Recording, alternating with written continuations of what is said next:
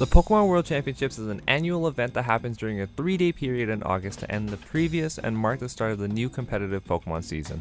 The 2024 event held in Hawaii just ended at the time of recording this, and well, you can say that a lot of people did not expect the finals to be Roaring Moons versus Iron Thorns, and you can count me in that. Having only played Goldengo and a handful of decks of whatever I could borrow from my friends leading up to every event, I was safe to say not ready for the new format. And what's the new format in question, you might be wondering? The same one where Iron Thorns just was crowned the world champion. Brilliant Stars to Shrouded Fable. The top 9 at the World Championships this year had 5 different decks ranging from Iron Thorns, Roaring Moon, Miraidon, Regidrago, and Lugia, while the entire top 128 had 13 different archetypes. Why does any of this matter? Because this year I'm going to be trying to get an invite to the World Championships in 2025 in Anaheim. Whether I get it or not is a different story, but we're going to give it my best shot.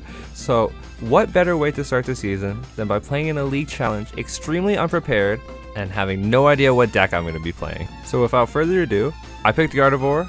Here are the matches and how the tournament went.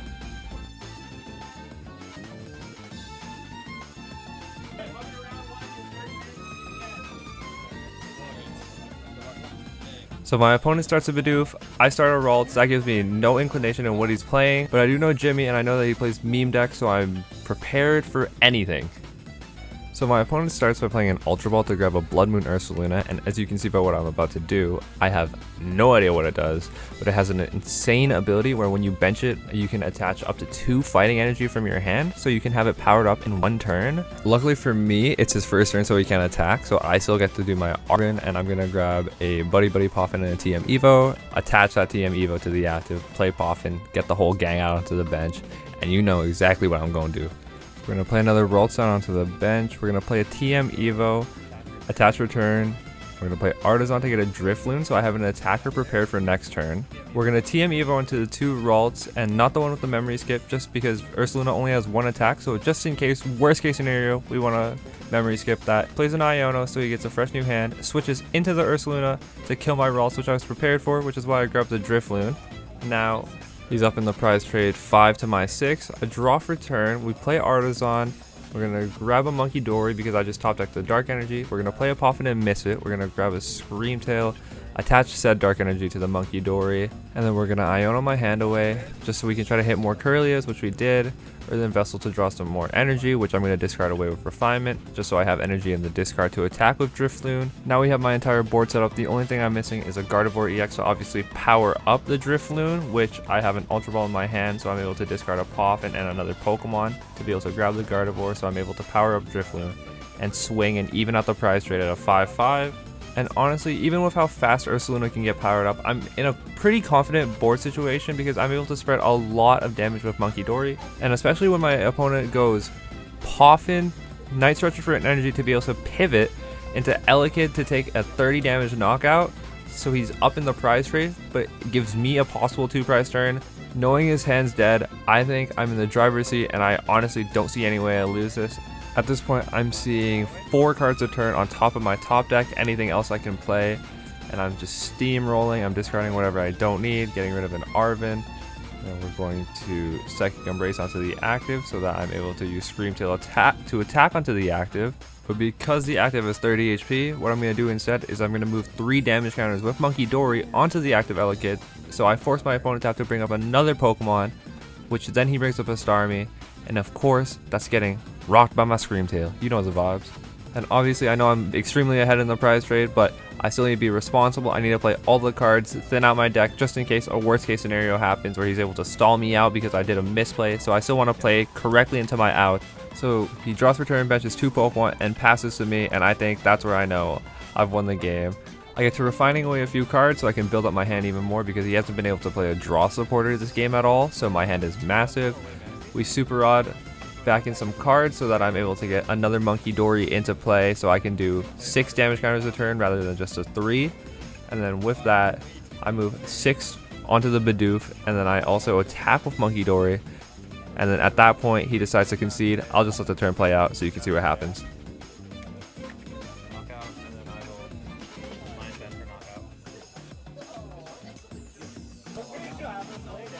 Can I see what Starmie does? Because This entire game I was shitting it, dude. I didn't know what Starvey does. I will go first. Going into round 2, I start the game off with a mulligan because there's no better way to start off a game than not having a basic. Well, I lied. I started on Manaphy against Regidrago. That might somehow be worse. And I'm starting to sound like a serial complainer, but I'm also extremely worried because looking at my hand, which you can't see, I don't have an out to TM Evo at all. The only thing I have is 2 Ralts, so if he manages to establish a Regidrago into play, I might wholeheartedly just lose on the next turn. But it seems like I managed to catch a break because he just goes Teal Dance and passes, and that gives me a turn and a chance to actually play the game. And you know exactly how it's going to go. I'm going to get that Poffin, get a few Ralts down so that I'm able to TM Evo into them, and then I'm able to get 2 Curlias by the end of my turn. And you can definitely see that he was definitely not expecting me to do that. I'm bullshitting, I did it every game this tournament. And now you're about to see the most insane transgression. He goes Ultra Ball, gets rid of 2 Pokemon to grab the one and only Regidrago V, attaches for turn, and drops double E-Switch. Are you serious? Obviously, because he has Mew active, he draws 2 cards off restart, but this is where I think he misplays, where he is going to retreat into the Regidrago and then swing with it, because that gives me the opportunity to swing back, and then he has no Regidrago again. So my goal, knowing that Regidrago is 220 HP, is that I'm going to try to dig for a Gardevoir, which hits for 190, and then I'm going to Monkey Dory to try to get that 220 damage. So I'm going to play Earthen Vessel to get rid of a counter catcher so I can get energy so that I'm able to discard them off concealed cards and refinement, which is what you're going to see me do, and I clearly can't even keep cards in my hand. Fucking butterfingers. Now I'm refining away the energy so that I'm able to see more cards. I play an Arven, which I'm pretty sure I'm going to grab a Nest Ball and a Charm, yeah. So I play the Nest Ball to grab Monkey Dory. I have the Dark Energy in hand off the Earthen Vessel. I attach it to the Monkey Dory, get 3 Psychic Embrace onto the active, move 3 from the active onto the Regidrago, swing for the 190, and I punish him for going into the attack with Regidrago. And now the only Pokemon he can attack with is Teal Mask, and I think I'm extremely far ahead because if he decides to bench another Regidrago, I can just find a way to gust up the Regidrago, or I can just take an attack on this Teal Mask and then still be extremely ready and poised to win next turn anyways. But then he benches a Regidrago and plays an Earthen Vessel to grab some energy so he can hopefully get it powered up. But now he just passes over, so I can either dig to try to find a boss or an out to Screamtail so that I'm able to do enough damage to kill the Regidrago. I would need Bravery Charm plus 5 energy and then Monkey Dory to be able to kill, and that is very in my wheelhouse. And obviously because I'm seeing 5 cards a turn, I find the Artisan, get the Screamtail out, I'm going to hard retreat and attach the Bravery Charm. And then here, this feels like BM, but I get another Monkey with a Dark Energy out. And then I'm going to attach the 5 Psychic Energy off Psychic Embrace, so I'm hitting 200, plus I'm able to move 6 damage counters. I hit his Regidrago, and that's the game. He just concedes because he can't get another viable attacker out to win. So now I'm 2-0 going into round 3, and I'm excited because I didn't think Gardevoir would be able to win games, let alone start me 2-0. So let's see how the rest of the tournament goes. He decides to bench a Ralt, and instead of playing a Poffin, he just has triple Ralts in his hand because he's better at the game than I am, and who needs Buddy Buddy Poffin? Then he plays a Nest Ball to grab a Screamtail and just passes over to me.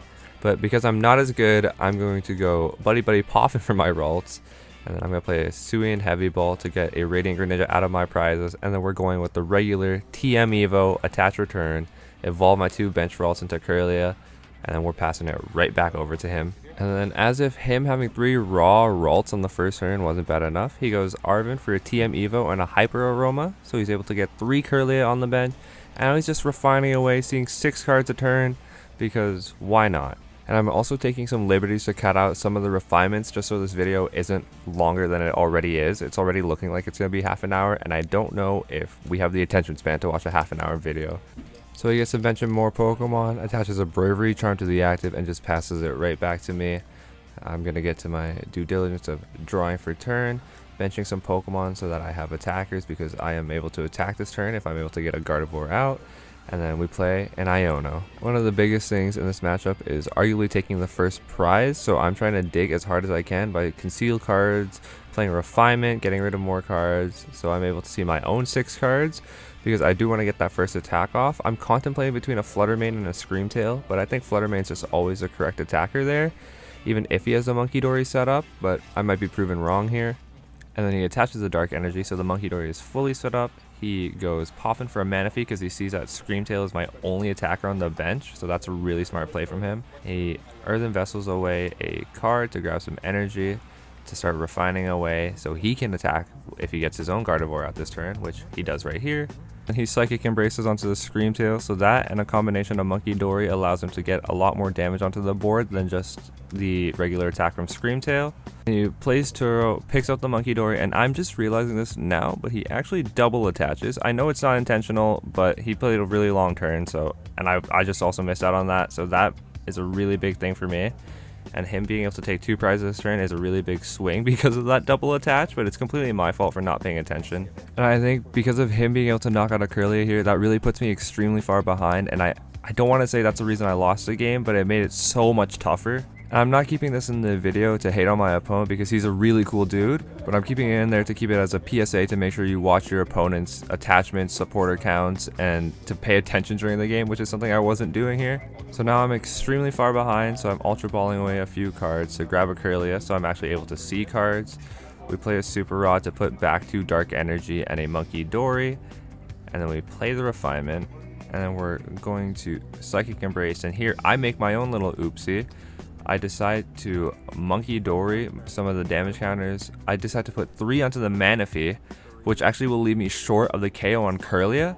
So then now I'm thinking, I've screwed myself, this game's impossible. And my opponent's going to play a textbook Gardevoir turn where he gets to refining away cards, and then eventually he plays an Earthen Vessel to get more energy, which he then refines away the energies, and now I'm like, I don't know how I'm going to come back from this. You can see my face. I have no idea, guys. My main line of thinking is, as you can see, I take a look at his discard. I know Gardevoir energy counts as usually 7 Psychic, 2 Dark. So seeing the amount of energies he has in his discard, I'm trying to strand a Curlia or the Manaphy active so I have a few more turns to work.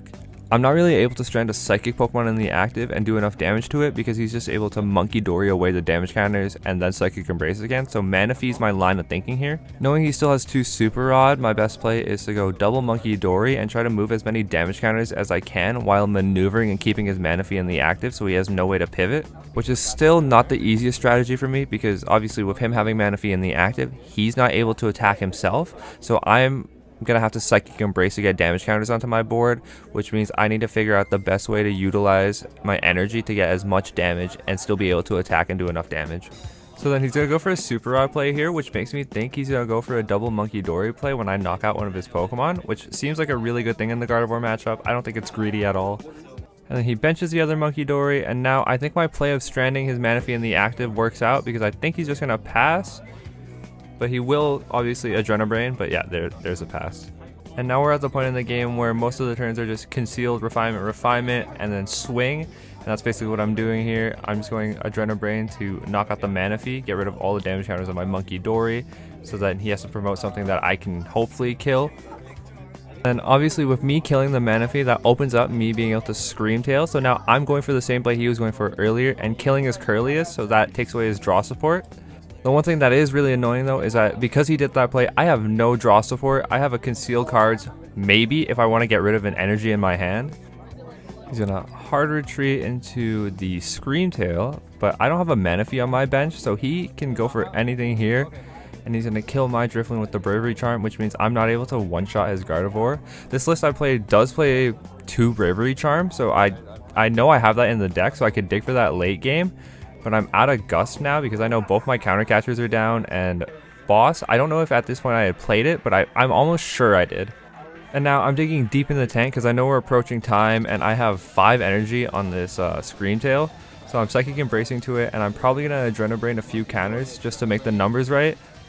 And I just noticed it's actually 6 energy on there. But yeah, I'm going to Adrenabrain onto one of his bench Pokemon. I would think it was a Ralt, but then I'm just going to go Sing for a knockout onto the active.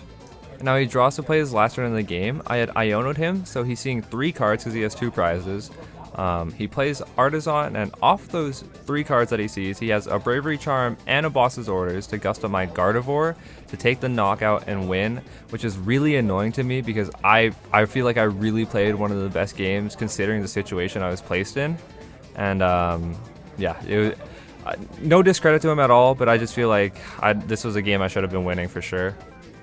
And here I'm just making sure the math's correct because I was a teensy bit tilted. But yeah, I mean, it is what it is. You move on. We're 2-1, so that's still doing great, honestly. 2-1 is fine with me. You know, we just go on to the next round, we win it, and we just keep on winning because this is a 6-round event, and it's only up from here.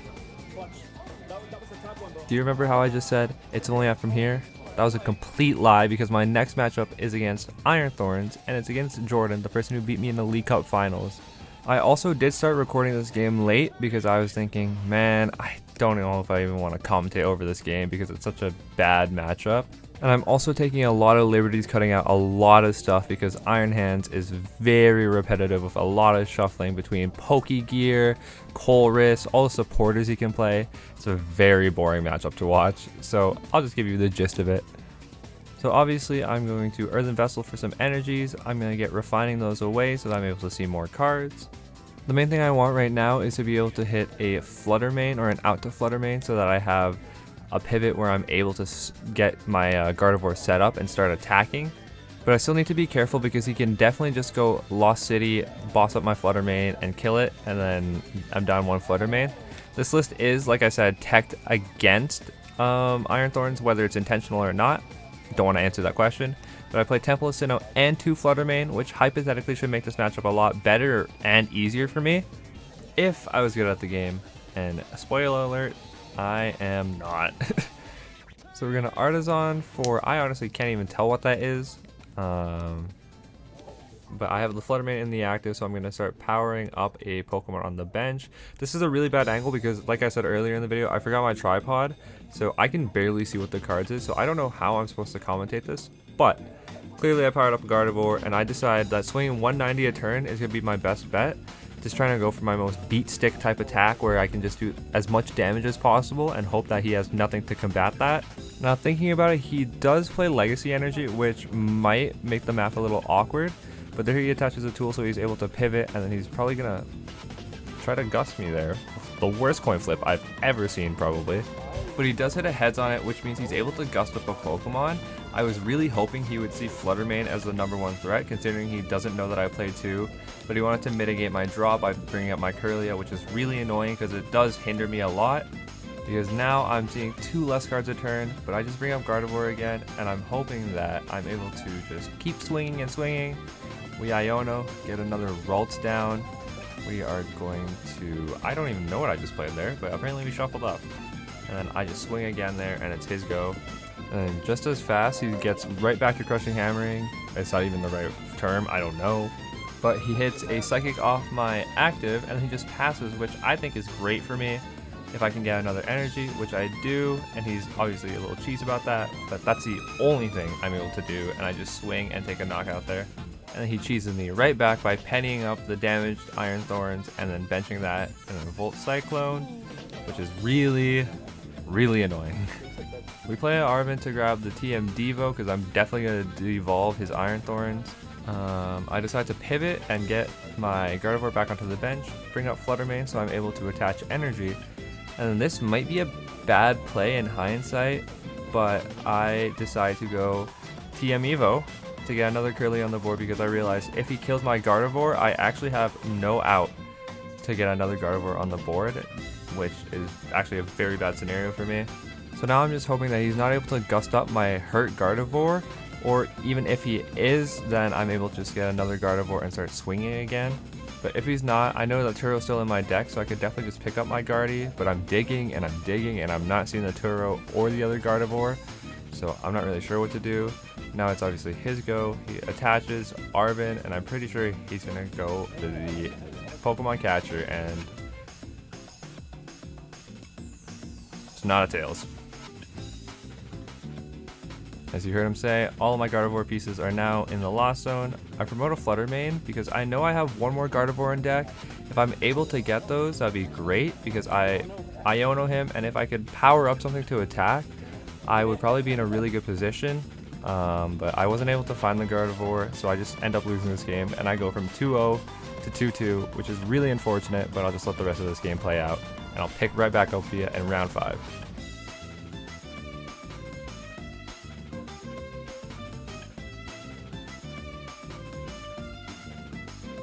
Woohoo! Now we're on round 5 after the biggest fall off in history, playing against Luxray Control, and God, is this the worst camera angle I've ever seen.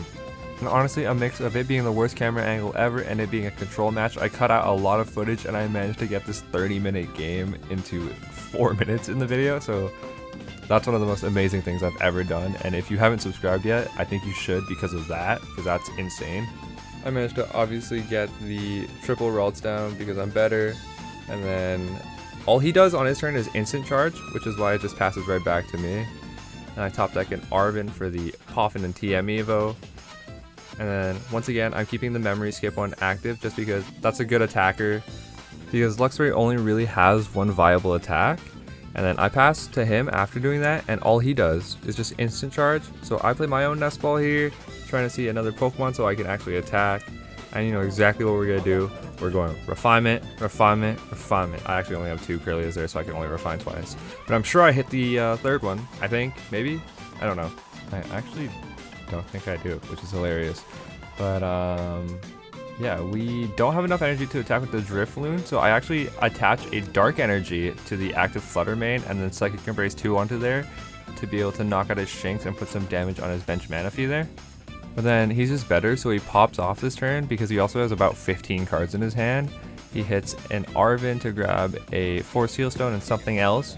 But knowing what he has in his hand, or the amount of cards he has in his hand, he's able to get both the Luxray and the Pidgeot out this turn. So with him attacking, that means one of the trainers in my hands is going bye-bye. And he 4 Seal Stones for a counter catcher to bring up my Gardevoir, because he realizes I don't have any energy in my discard. So that was a pretty good play from him, honestly. Especially with him hitting me and getting rid of my, spoiler alert, Super Rod, which is just going to be so funny because the card I top decked the turn after is actually a Super Rod. And now I'm thinking the main worry that I have is him bringing out the whatever the Water Mask Ogerpon is. So I didn't want to bench Greninja, but I just wanted to see more cards. And I felt like I was far enough ahead that I was able to without worry, knowing that I also still had a Turo in my deck. But knowing how the last 2 games have gone, I should have known that I was going to be completely wrong. So I gust up his Rotom and hit with Gardevoir so that I hit for 190 and take 2 prizes, and now I'm on 3 prizes and I'm feeling really confident, which is a facade. Because now you're going to see how I managed to cut a 30-minute game that went to time into 4 minutes, because all he's going to do is he's going to hit a nasty Wombo combo to get out the Wellspring Ogerpon, go sob, sob, and sob. Stupid cards are being my nightmares for the rest of my time. But here I unfair stamp him, hoping that that's gonna, you know, ruin him a little bit. But off the 3, he has the mask. He quick searches for a card that he's able to grab more with. He hard retreats into the Wellspring Ogerpon, attaches a double turbo, so the 20 damage is actually 0, and just can't pivot. And honestly, if you've made it this far, I'm really doing you guys a favor by cutting all this out, because I kid you not, this is the entire rest of the game.